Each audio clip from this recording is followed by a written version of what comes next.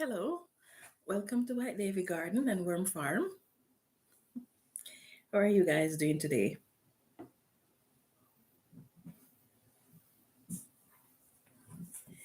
So today we're going to be looking at some of the common plants, the most common plants that gardeners tend to plant, and the type of pest that affects them. And we're also going to be looking at treatment for these types of pests. Of course, the list that I provide is just a very short one.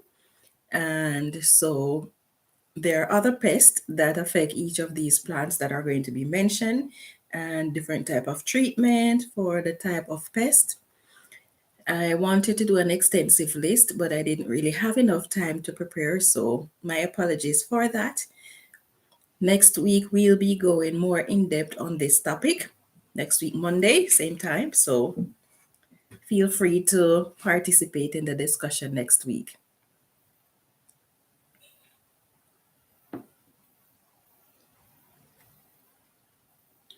Okay, so first, we're going to start off with the various types of brassicas.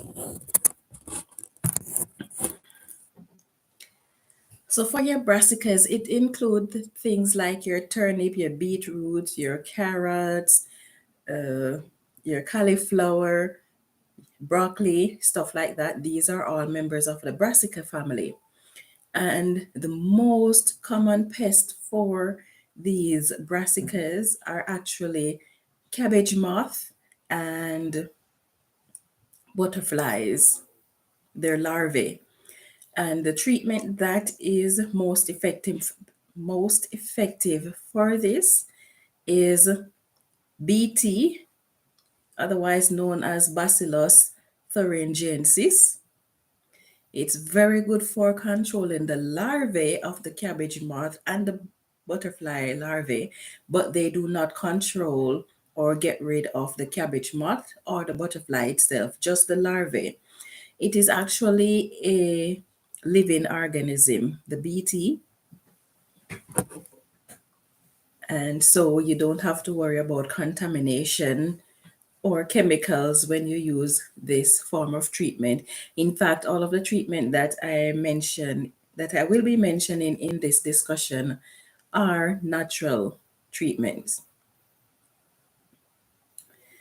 Now, brassicas also have an issue with aphids and whiteflies and the leaf uppers, leaf miners. And the treatment for these include insecticidal soap, worm castings. So when you're using the insecticidal soap, you want to know the life cycle of these pests. And it is recommended that 5 to 7 days you repeat the process continuously. Make sure that you're getting the underside of the leaves as well as the upper portion of the leaves. But because these pests like to hide from predators and from the sun, so they tend to be more on the underside of your leaves. So pay close attention to getting these treatments on the underside of your leaves.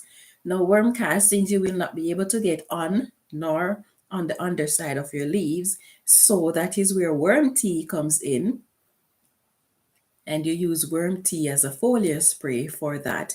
If you're using the worm castings, then you just need to put it on the surface of the soil or in the soil.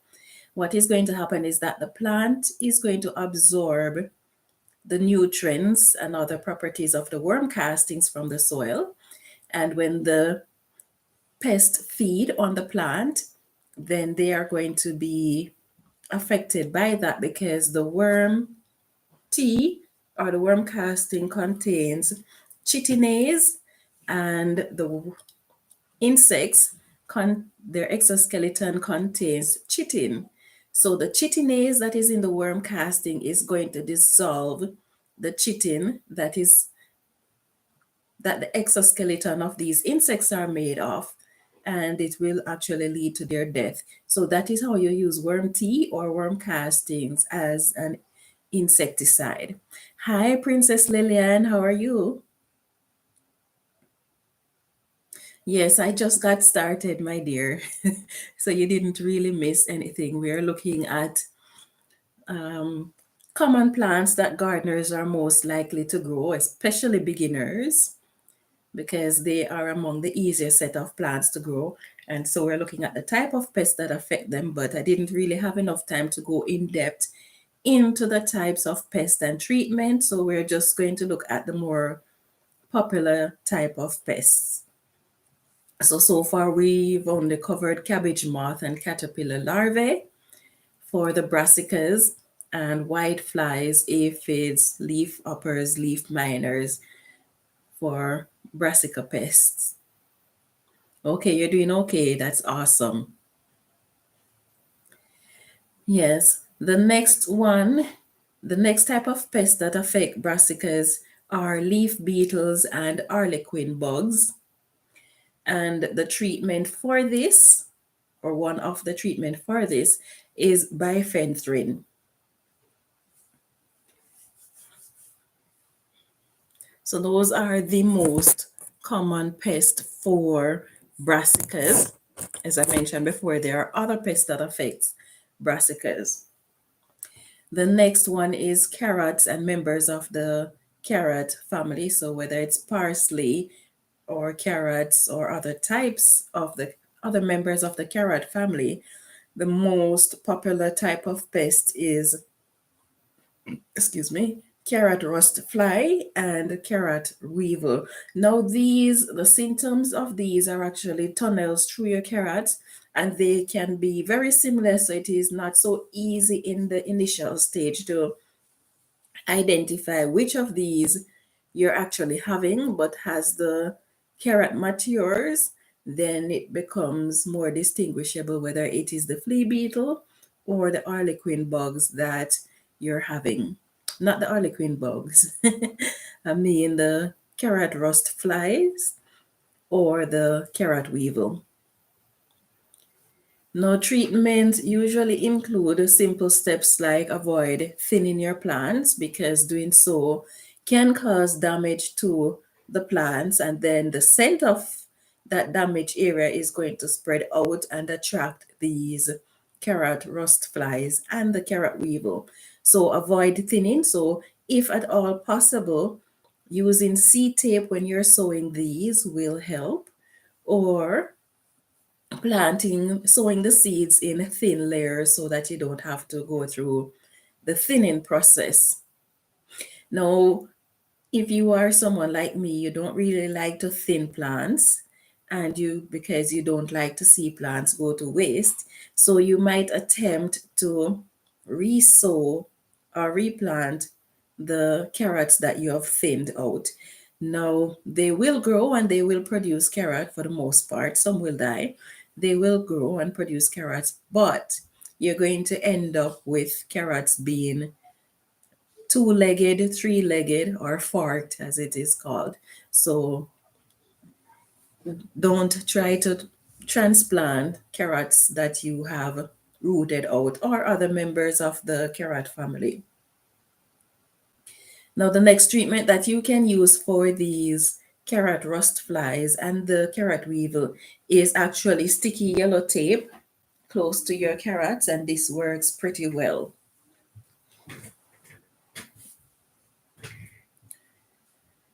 The next common plant that most gardeners will have is the tomatoes. In fact, this is one of the most popular, is tomatoes.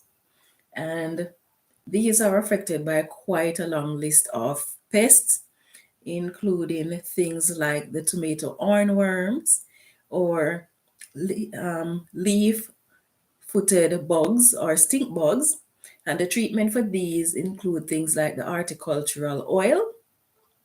Thrips is another type of pest that affects your tomato, and you would treat thrips with spinosad. And the next type is the flea beetle. And for these, you would use things like the insecticidal soap, the horticultural oil, neem oil extract, or pyrethrin. Now, pyrethrin is naturally occurring and it is found in chrysanthemum plant. So that is where the extract is actually taken from. Oh, hi, Patricia. How are you? Let's see. If carrots are two-legged or three-legged, can they still be eaten? Yes, they can be eaten. It's just that they don't really look all that pretty. I remember one year I had quite a lot of them like that, but I don't believe that that year I was thinning and trying to save the plants that I've thinned out.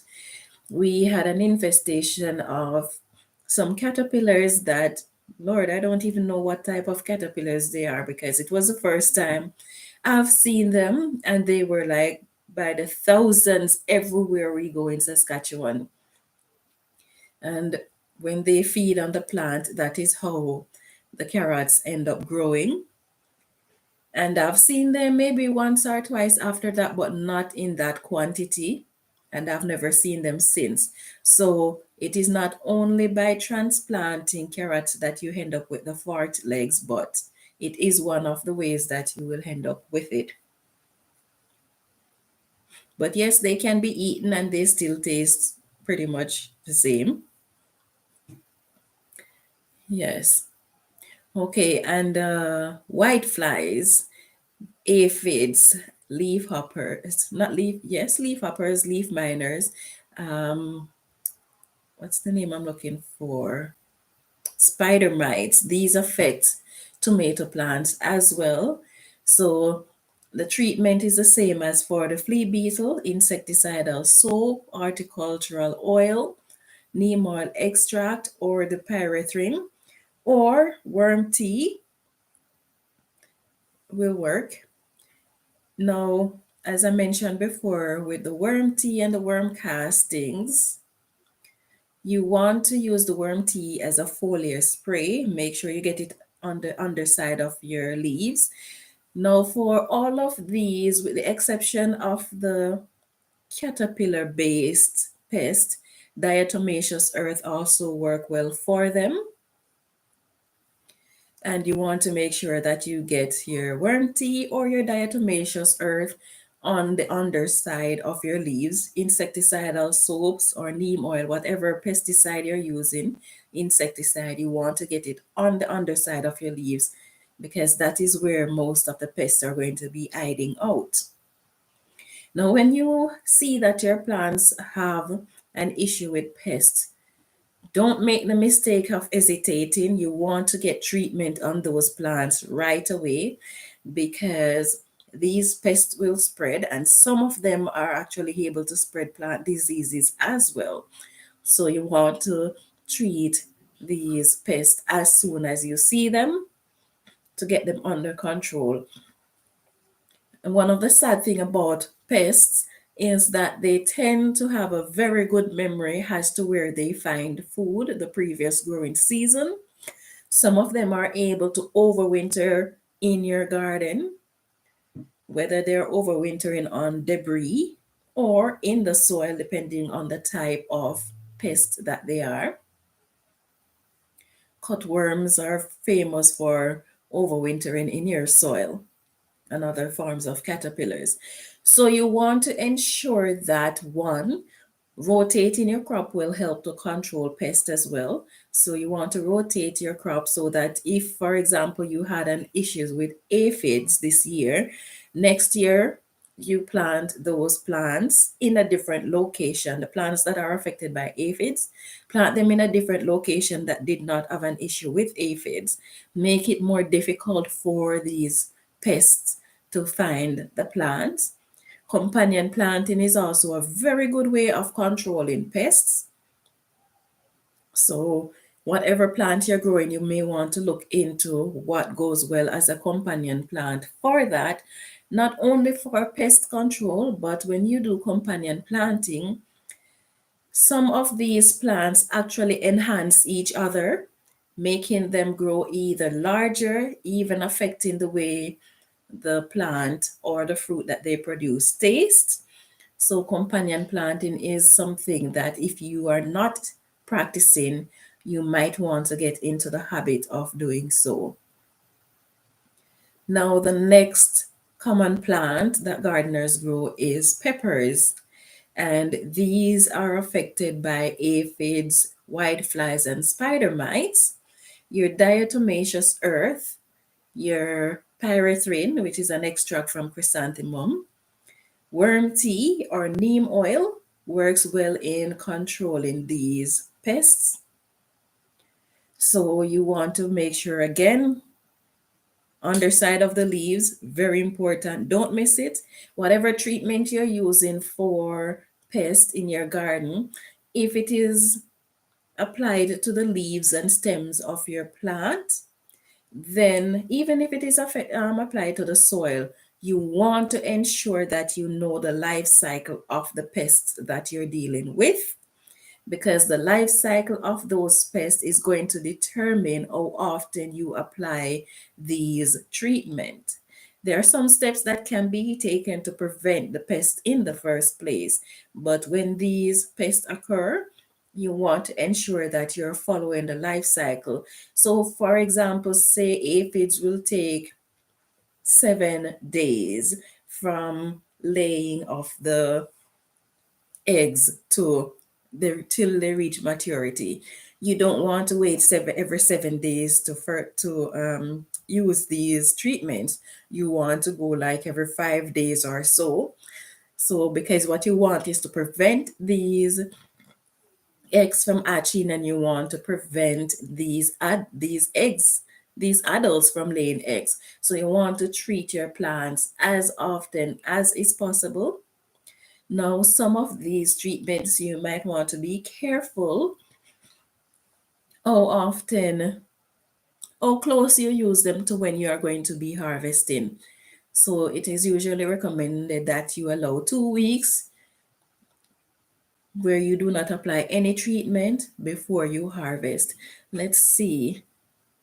Patricia Wells says she's blessed. And I'm doing okay too, Patricia.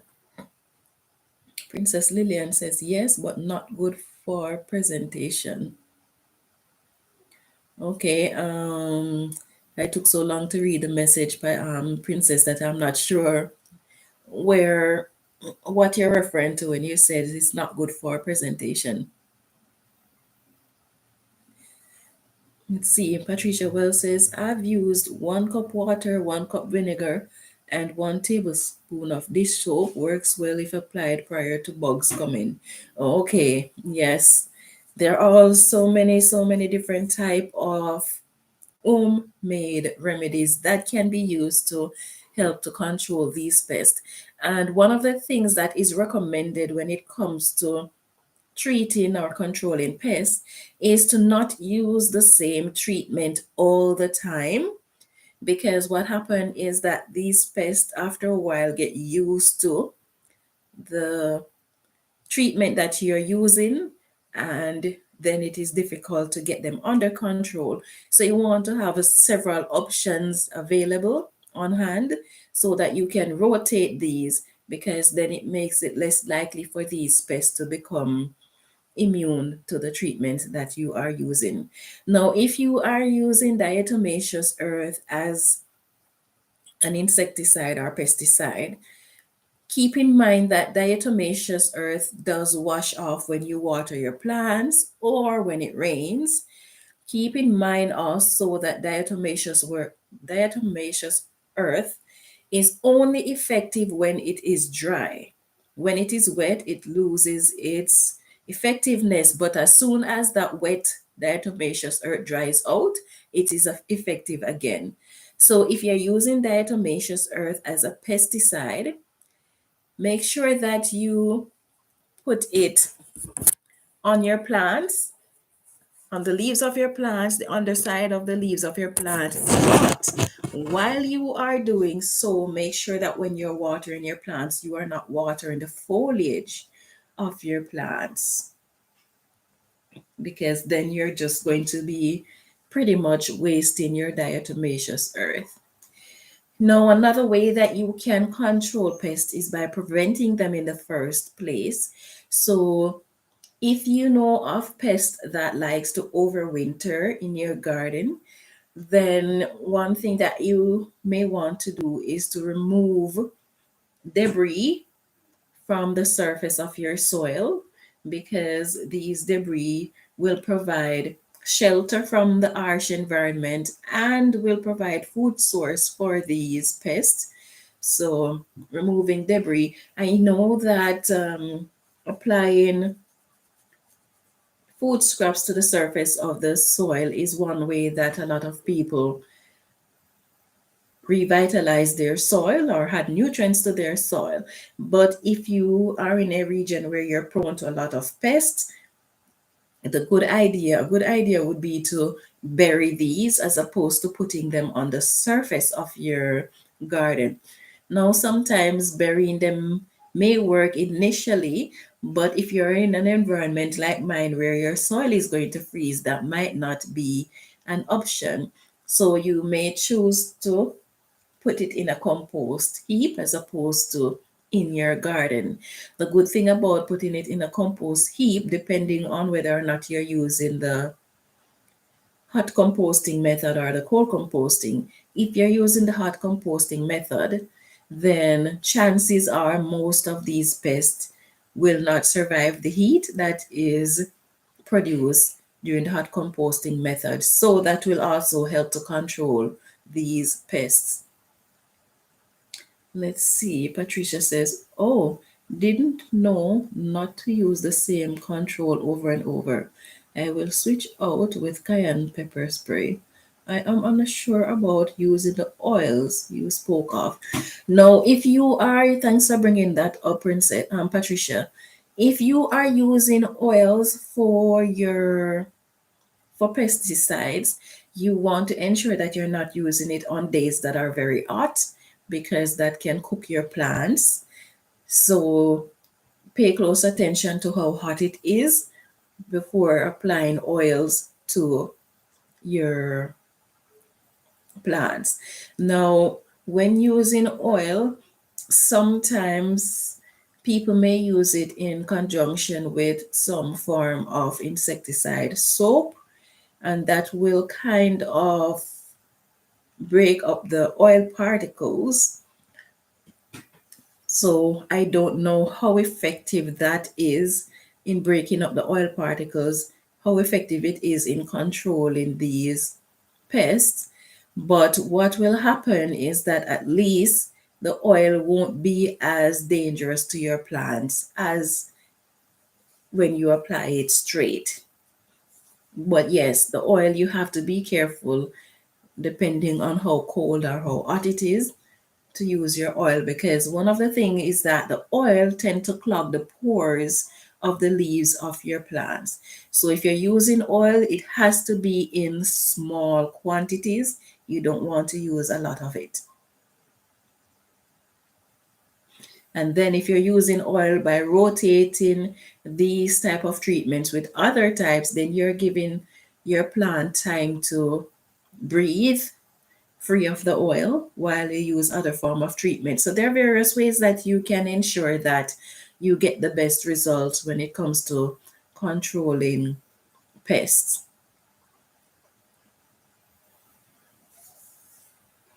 Pruning is another way that you can use to control pests in your garden. Providing plants with sufficient spacing, because there are some pests that will be localized. There are some pests that move about very quickly. So allowing sufficient space between your plants will help to control pests. Ensure that there is enough sunlight, because there are some pests that does not like a lot of sunlight. Some of them do, some don't. So if you know the type of pest that you're having, then you have better chances of getting them under control.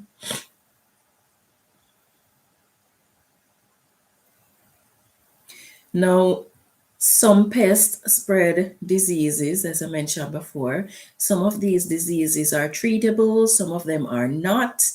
Some of them are treatable but not curable, like leaf hoppers spreading curly top virus. It is not curable, but at least you can use worm tea or worm casting to strengthen your plant so that you will still have a produce. Now, some when it comes to things like the curly top virus, if you end up with that, the fruits that are produced, the vegetables that are produced with the curly top virus is still edible. So you don't have to be concerned about that. Now, keeping plants too close together not only encourages the spread of pests, but it also encourages the spread of plant diseases. So you want to be careful where that is concerned. For example, blights, whether tomato blights or other forms of blights, you don't want to have your plants close together, too close together. So the recommended space for planting, it is for a good reason that they have these suggestion. It is not only for the size that the plant is going to grow to and ensuring that they have enough space, it also helps to control pests.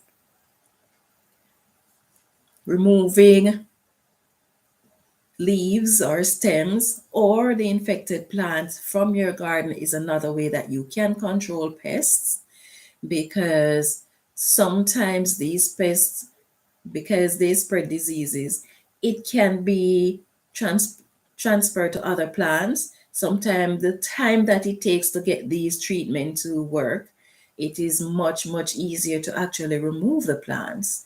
Now, if you have a plant disease like blights, these have no cure. They will spread. And as they spread, they can be soil borne, they can be airborne. So when you have things like blights, you need to get rid of the plant, the entire plant, the root and everything. Get rid of it, tie it in a plastic bag and put it in your garbage. You do not want to put it in your compost bin, because the virus will survive in your compost bin and your next crop will be affected. So if you have things like blights, tomato blights or other form of blights, make sure you get rid of the plant. By tying it in plastic bag, you prevent air from spreading these spores, which will affect other plants. So what type of treatment do you guys use for your plants? What type of plants are you most likely to grow, and what type of pests have you had to deal with?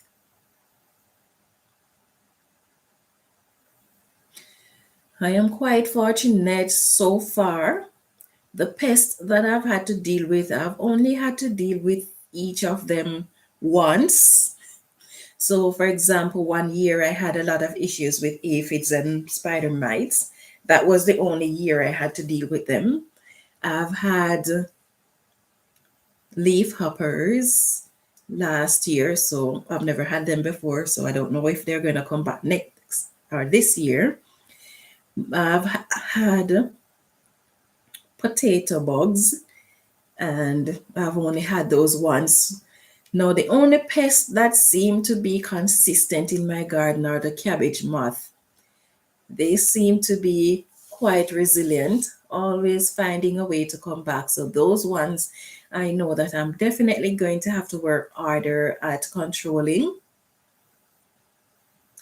But we'll see how it goes this year.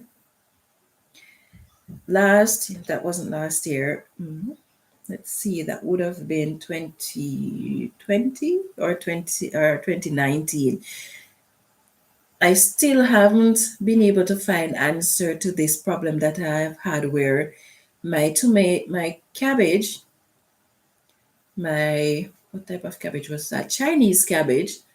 The center of it, the stem of it, just started rotting out, getting all mushy. I still haven't been able to figure out what the cause of that is.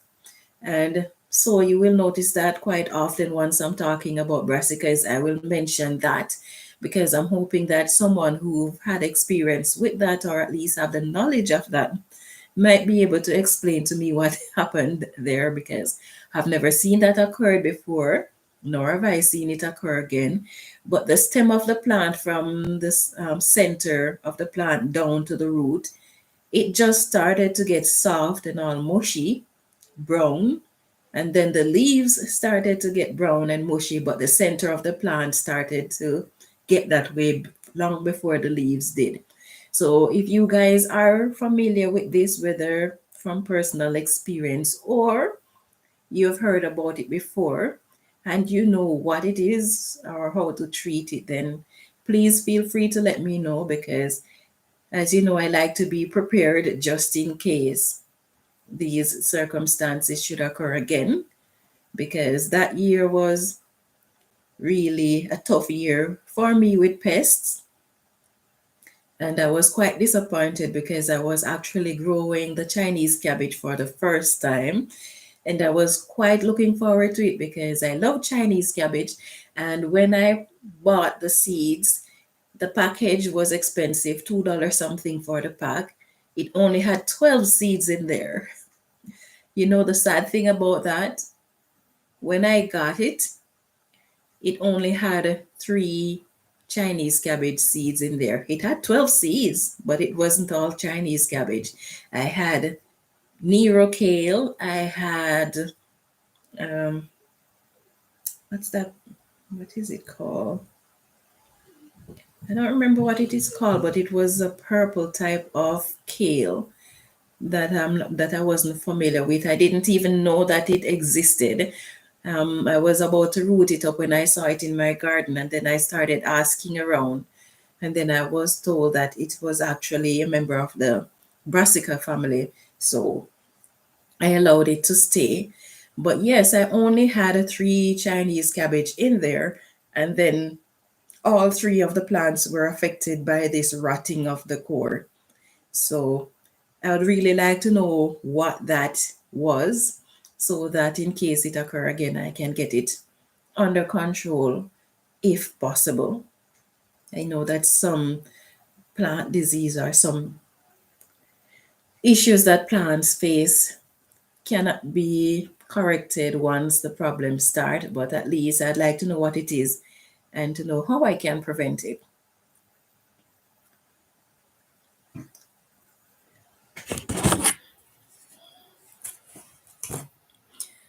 Yes, so I take it you guys haven't really had much issues with pests, have you? Yeah, so we'll see this year. It turns out every year that I plan for pest, depending on what I'm growing and depending on what type of pest I've had dealing with those type of plants, I've never really had the same pest again. So all of my preparation tends to be in vain. Well, to some extent, I wouldn't say it is really in vain, because at least by preparing in advance, I now know how to treat the issue if it should arise.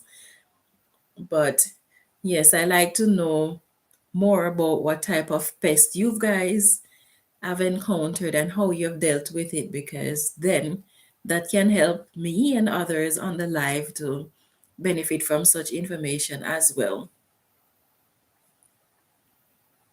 Yeah, so next week we are going to be continuing more on this discussion as to common garden plants and the common type of pests and the treatments that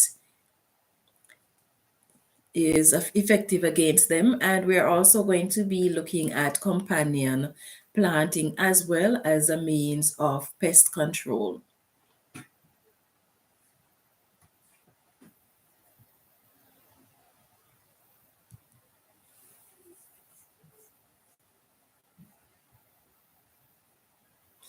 Okay, so if any of you in this live discussion is from Saskatchewan, as you know, I mentioned that the worm castings and the worm tea is very effective against insects that their exoskeleton is made up of chitin. So if you do not produce your own worm castings and you would like to get worm castings, whether for plant fertilizer or for treating these pests, then you can always contact me, because I do sell worm castings and worm tea.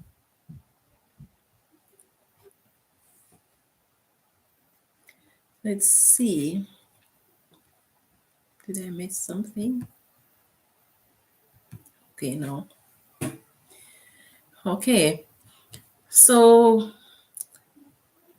it seems as if we have come to the end of our discussion. Yes, I've covered all of the material that I have prepared for today. And since there are no more comments, we'll be saying goodbye to you guys. I'll go get myself ready for work. So thank you all for your participation in the discussion.